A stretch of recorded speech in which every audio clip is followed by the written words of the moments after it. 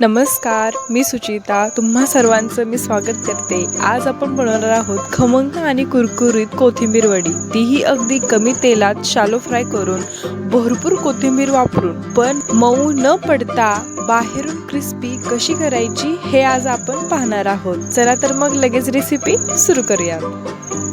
कोथिंबीर वडी बनवण्यासाठी मी पहिल्यांदा कोथिंबीर स्वच्छ धुवून घेतली, ती नंतर मी नीट केली आणि आता आपण ही कोथिंबीर चिरून घ्यायची.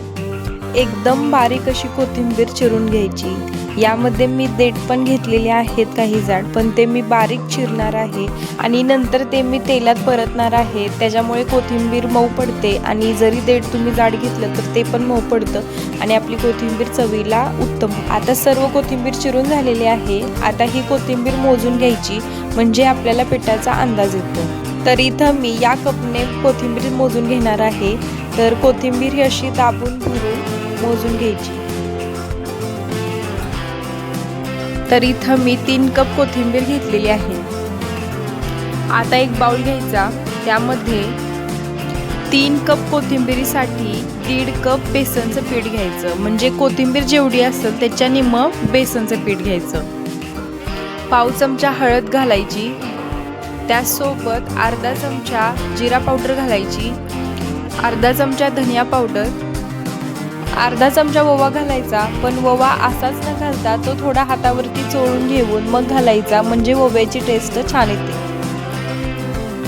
अर्धा चमचा पांढरं तीळ घालायचं, अर्धा चमचा लाल मिर्च पावडर घालायची, चवीनुसार मीठ घालू. आता हे मिक्स करून घेऊ आणि हे मिक्स करतच थोडं थोडं पाणी घालून हे छान असं एकजीव करून घेऊ. आता हे छान असं मिक्स झालेलं आहे, अजिबात यामध्ये गुठळ्या झालेल्या नाहीत. आणि आता हे बघा, याचे टेक्स्चर बघा, असे या पिठाचे टेक्स्चर असले पाहिजे. आता आपण कोथिंबीर वडीसाठी लागणारा ठेचा तयार करू. त्यासाठी 15 ते 20 लसूण पाकळ्या घ्यायच्या आणि 4 ते 5 हिरव्या मोठ्या मिरच्या घ्यायच्या. त्याचसोबत अर्धा चमचा जिरं घालायचं.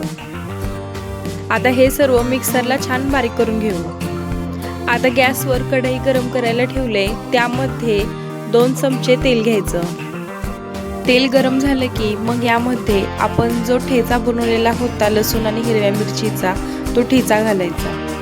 तर बघा, 2 चमचे ठेचा घातला. 1 मिनिट तेलात हे परतून घेऊ. परतून घेतले. आता यामध्ये कोथिंबीर घालू. आता कोथिंबीर तेलामध्ये छान मऊ पडेपर्यंत भाजून घ्यायची. कोथिंबीर बघा 2 ते 3 मिनिटं तेलात बघा छान परतून घेतलेली आहे. आता बघा कोथिंबीर पूर्ण अशी मऊ पडलेली आहे. आता यामध्ये जे आपण बेसनचे मिश्रण तयार केलेले आहे ते यामध्ये घालायचे आणि हे मिश्रण घालत असताना गॅस हा कमी ठेवायचा. आता लगेच हे पीठ मिक्स करून घ्यायचे, कारण जर जास्त वेळ असंच ठेवलं तर याच्या गाठी होऊ शकतात. त्यामुळे कोथिंबीरमध्ये हे सर्व पीठ हे छान एकजीव करून घेऊ.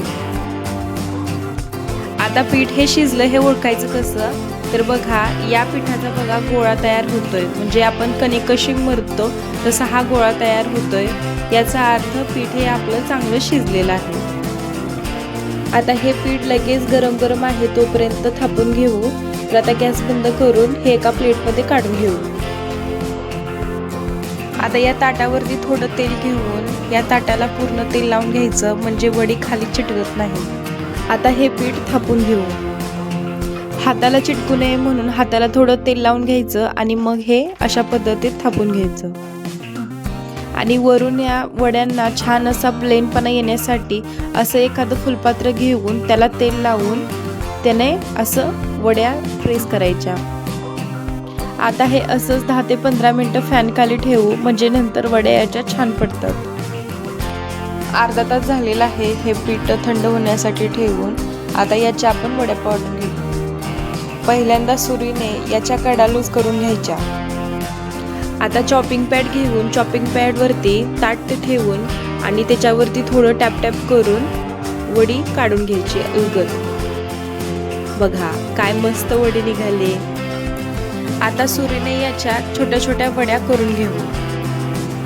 बघा काय मस्त वड्या कापून झालेल्या आहेत आणि बघा किती सुंदर वडी पडलेली आहे. आता या वड्या फ्राय करून घेऊ. वड्या शॅलो फ्राय करण्यासाठी इथं मी डोश्याचा तवा घेतलेला आहे. त्यामध्ये थोडंसं तेल घेऊन यामध्ये अलगद एक एक वडी ठेवायची आणि वड्या दोन्ही बाजूंनी छान अशा खरपूस भाजून घ्यायच्या. बघा 5 मिनिट मध्यम फ्लेमवरती मी वड्या भाजून घेतलेल्या आहेत. आता या काढून घेऊया.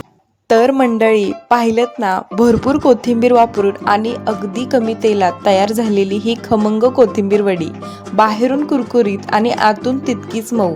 आरोग्याची काळजी घेण्यासाठी आणि चवीच्या शौकीनांसाठी हा एक उत्तम पर्याय आहे. तुम्ही ही रेसिपी नक्की ट्राय करा आणि घरच्यांना खुश करा.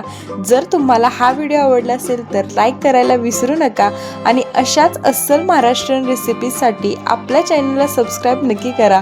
पुन्हा भेटूया एका नवीन चवीसह. तोपर्यंत खात राहा आणि खुश राहा.